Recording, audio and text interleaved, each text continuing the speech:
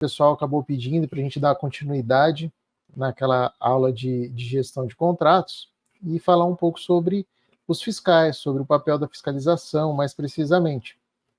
Então, a gente preparou hoje um bate-papo aí com vocês para estar falando sobre a fiscalização de contratos e a melhor forma de estar agindo, né, passo a passo dentro da fiscalização, principalmente levando em consideração tudo que já foi falado na aula anterior, né, no nosso encontro anterior. Como a gente sempre começa, vamos relembrar, né, a questão da fiscalização, de modo que a fiscalização do contrato é um mecanismo, né, pelo qual a própria administração pública se assegura de alguma forma que aquele objeto contratado seja executado, tanto na sua quantidade, na sua qualidade e dentro do prazo previsto. A gente tem na esfera federal a Instrução Normativa número 5 de 2017.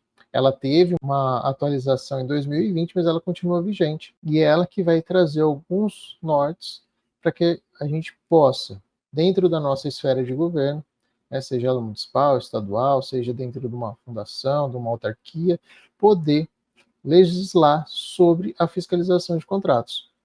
Ok? E ela vem trazer ali, no artigo 39, o primeiro conceito, ou seja, as atividades de gestão e fiscalização da execução contratual é o conjunto de ações que tem por objetivo aferir o cumprimento do resultado previsto pela administração, pelos serviços contratados. Aqui é o primeiro ponto. Então, assim, não é um ato só, não é um ato solitário. Na verdade, são várias ações que a administração tem que fazer para saber se está realmente cumprindo os resultados previstos pela administração. Além disso, ela precisa verificar a regularidade das obrigações previdenciárias, fiscais e trabalhistas, e também prestar todo o apoio para a instrução processual, tanto para o gestor de contratos, quanto para as autoridades que envolvem toda a contratação. Então, lembra que eu falei, não existe uma hierarquia entre gestor e fiscal, existem competências e atribuições diferentes, né? Então, cada um dentro do seu quadrado, para poder realmente fazer a boa gestão contratual, né? Eles são parceiros ali.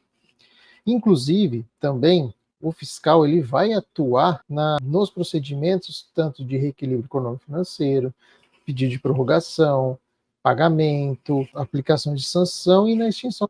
Ah, mas isso não é papel do gestor verificar o equilíbrio econômico-financeiro do contrato? Sim, ele vai se manifestar sobre o reequilíbrio econômico-financeiro do contrato, sobre uma eventual prorrogação, mas sempre com elementos que o fiscal ou os fiscais vão fornecer para ele, entendeu? Então, assim, né, não tem como ele tirar do nada. Dentro dessa equipe de gestão contratual, o fiscal vai subsidiar o gestor para que ele possa tomar as decisões, né, em todos esses procedimentos relativos à gestão contratual e execução do contrato. Aí a gente tem também o parágrafo 3º do artigo 40 da mesma instrução normativa, que ele vem trazer assim, ó, que as atividades de gestão e fiscalização da execução contratual devem ser realizadas de forma preventiva. Lembra que a gente falou? Ela começa desde a elaboração do termo de referência, até porque o próprio fiscal pode fazer parte ou pode ser a pessoa, o servidor que vai elaborar o termo de referência. Ele pode ser designado tanto como a pessoa que vai realizar o termo de referência e também como seu fiscal no final. É ele que vai fiscalizar. Então ele pode participar de uma comissão realmente que vai estar fazendo o estudo técnico preliminar, para não estar fazendo sozinho, mas é interessante ele participar disso, porque não vai ferir a segregação de função. Esse tipo de ação não fere a segregação de funções. Ok? Então ele vai atuar dessa forma.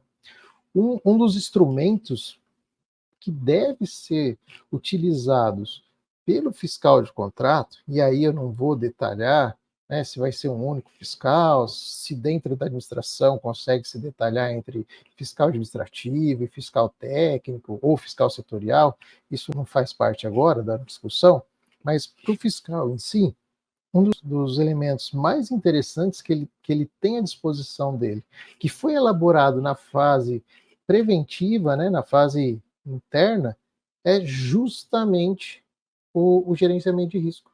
O mapa de risco que foi feito lá já estava previsto os riscos na execução contratual e as medidas que deveriam ter sido, que devem ter tomadas caso aconteça alguma irregularidade ou alguma falha contratual, e quem é a pessoa que deve ser reportado de acordo com, né, quem é o servidor responsável que deve ser reportado quando ocorrer alguma dessas falhas na execução contratual.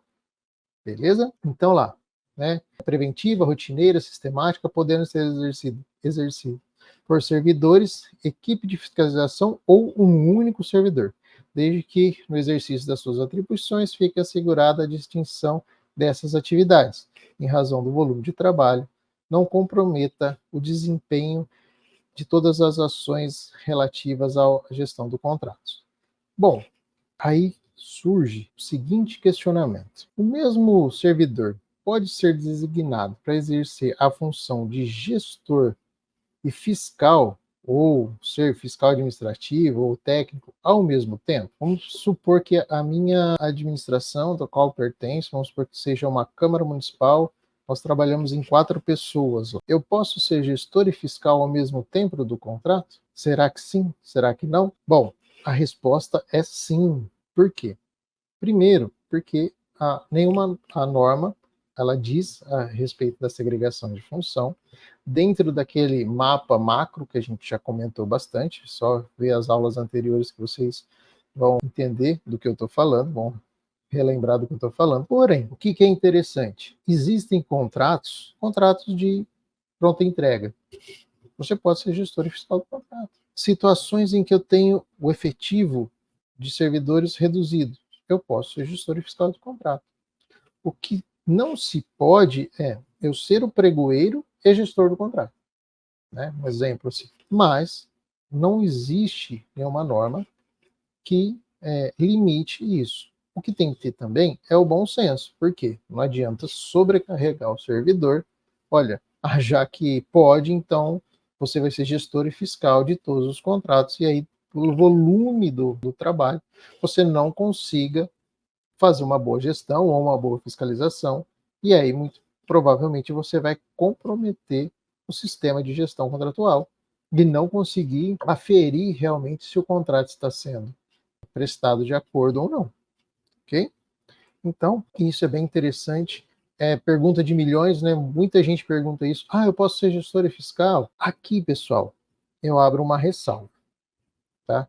E quem vai gostar do que eu vou falar agora vai ser o gestor público, o ordenador de despesa, porque assim, eu não posso receber pelas duas funções, ainda que sejam funções gratificadas.